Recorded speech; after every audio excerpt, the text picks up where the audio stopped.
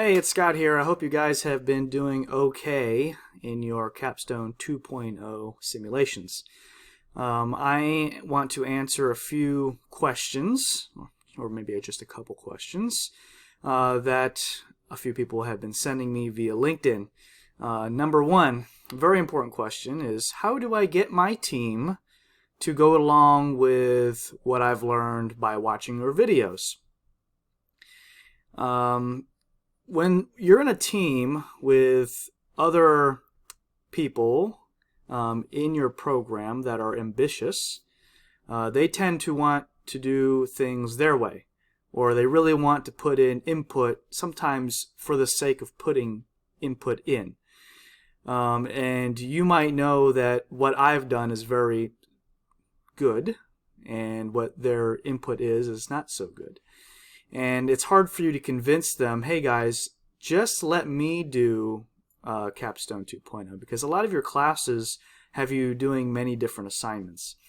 So you have to come up with an argument for taking over Capstone and letting you run it and having everyone just let you do that. So when I was doing my Capstone 2.0 run, at the very beginning, the entire team wanted to be included, which is natural. They don't know that I kind of was starting to figure it out or had a good plan yet.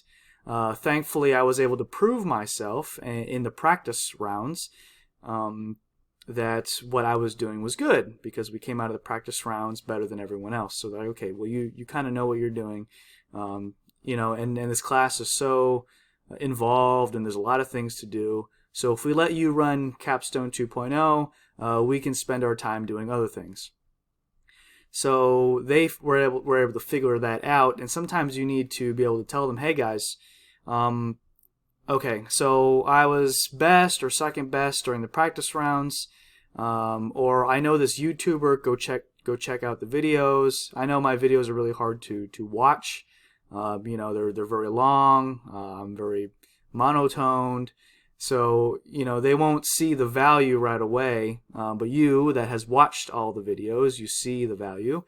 So you sometimes have to convince them, look, I've got this figured out. You can spend more time doing other things while I spend the time doing this. Now, of course, you need to follow through with that. Otherwise, they're not going to trust you, right? Now, for some of you, you've already done the practice rounds before you decided to go out and seek help. We're like, okay, well, I've already done the practice rounds. We did absolutely terrible. So when you do terrible in the practice rounds, the team would want to be more involved, right? More micromanagement. Especially if you were the one calling the shots in the practice rounds and you did terrible. Well, suddenly they don't want you calling the shots anymore because it directly affects their grade. So now you have to convince your team, okay, guys, I saw a really good resource on how to do this right. But then they're like, well, I don't know. Why couldn't you do this during the practice rounds? So you have to sort of figure that out. And it's hard for me to tell you exactly what you need to do, right? There's no checklist for convincing the team to allow you to take over Capstone. Okay, so the second idea is, well, I can have the team join me, but I can sort of convince them on all the different decisions. And yeah, I mean, both are hard decisions, right? Both are difficult for convincing your teammates. If you can't convince your teammates to just let you take it over, then you're gonna have a hard time convincing your teammates to make the decision you want to make on every point of which to make a decision. So yeah, it's hard. The easiest way is to have earned their trust early. And sometimes telling them, hey, I've got a guide, let me just follow the guide, isn't always the best, because sometimes you have a person in your group that's like, oh, no, we're not going to follow any guides, that's cheating.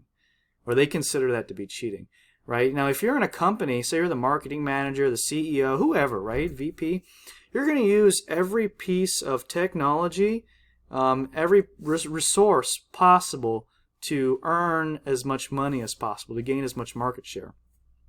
So it's naturally important to go online and just go, well, how do I pass this? How do I do as good as possible? Because when some other team does it and your team doesn't, you're going to be the one with the bad grade. So you gotta, that when you have that type of individual in your group, it's really difficult to try and convince them to use me as a resource, right? I've had a family member that went through Capstone, and she is opposite of me. She doesn't want to use other people's resource. She has to use her own knowledge and experience, and she can't use no outside resources whatsoever. Just everything that she knows herself. So, because otherwise she would consider that to be cheating. Now, different professors will have different rules. Some professors will say you can't use outside resources. Okay, then it would be like, okay, so then using me as a resource would be then considered cheating. For some professors, it's whatever is at your disposal, or some professors, they don't say anything, right? So obviously the default is then whatever is at your disposal. Part two. So I hope I know that does not really answer your question. How do I convince my team? Yeah, I mean, you just have to earn their trust. And I guess you're going to have to find a different video as how do I earn other people's trust, Sometimes it's number one, by your personality, by earning trust, and number two, it's by your results. So there's two ways to earn that area of trust is do you have the results to back up your claims, or do they just trust you because you sort of have that charisma and personality? Question number two is, how do I form my team? Okay, well, are you allowed to choose your team? Okay, so if you're not, well then obviously this question doesn't apply to you. How do you form your team? Now, the Capstone course is always at the end, right? You're usually at the very end. Now, in my university, it could be the semester before the end, so you can actually do your electives after your Capstone. But it's after all of your core classes usually, and so for some universities, it's after all classes. So you should have already networked with a lot of people. You should be going into your Capstone course knowing almost everybody. So there's only about 4 of the 20-ish of us that I didn't know who they were. Everyone else, I knew them all. So I was able to pick and choose who I wanted in my group. I had some people come to me, hey Scott, can you be in our group? And I kind of knew them as, they had a discrepancy with another student in another class, or they're very, very, dominant, right? So they're hard to work with. And I just knew, you know what? No, thank you. Thanks, but no thanks. I have a group.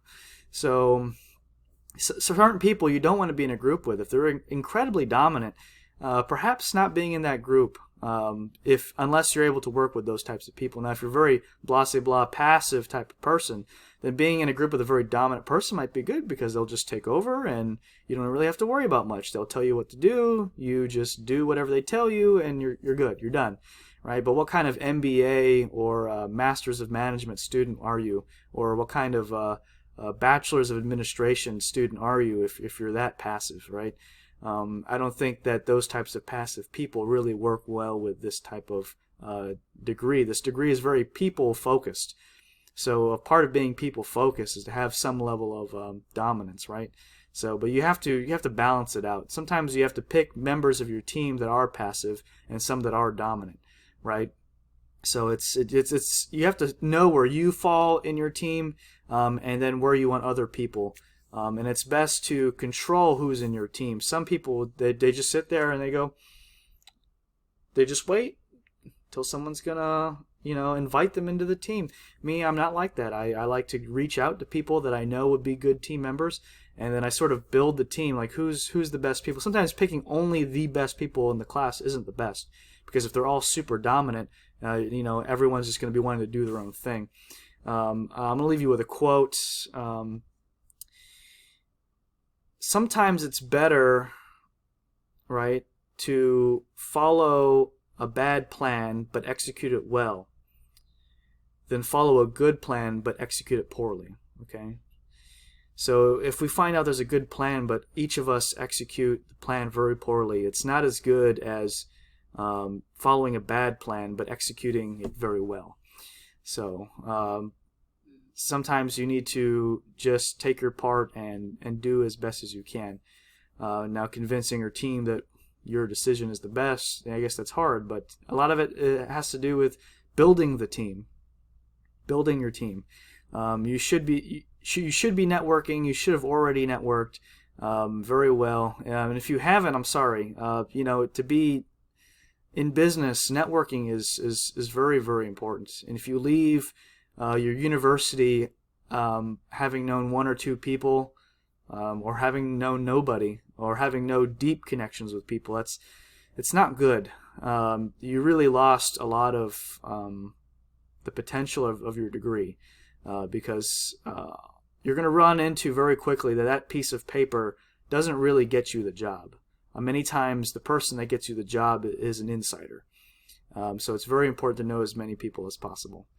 So yeah, I hope that answers the two questions. How do I convince my team? And then how do I build my team? And if you have any further questions, yeah, please feel free to message me on LinkedIn. You can find me here. I'm going to double check my LinkedIn. That way, if you're still watching this video, where's my LinkedIn here? Yeah, just look for me, LinkedIn, Scott Seaver on LinkedIn. Where'd my LinkedIn page go? I usually have a tab here for LinkedIn. Oh, there it is. Yeah, so LinkedIn, go here. I know most people don't go to the very end of the video, especially once I stall out like this. But I am not a YouTuber. I'm just here to help you with Capstone 2.0. Let's see here. Oh, now my computer is... LinkedIn.com/in, as you know, /Scott Seaver /again. So just Scott Seaver. Yeah, Scott Seaver, and my name is Scott Seaver, MSM. MSM is the degree that I currently hold, and I'm actually going to be able to extend this video series because I'm going to be doing Capstone 2.0 for the second time in my Capstone MBA course at my local university. So that's going to be a lot of fun. Yeah, send me a message. I'm able to answer your particular question versus being broad in these videos. So thank you for putting up with yet again a long video, and good luck on your Capstone 2.0 assignment.